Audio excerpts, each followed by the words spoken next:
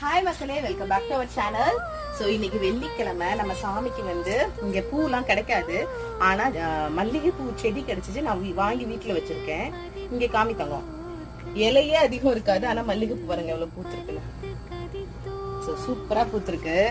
நம்ம சாமிக்கு வந்து நல்லா பெருசா இருக்கிறதா பார்த்து பறிச்சுக்கலாம். சிலதான் மலர்ந்து விழுந்துருச்சு, கீழே விழுந்துருச்சு. காலையில மழை வந்ததா, நிறைய மழை.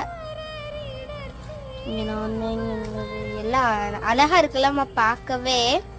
நம்ம சாமிக்கு வச்சிடலாம். வாங்க போய் சாமி கும்பலாம், விளக்கு பொருத்தி.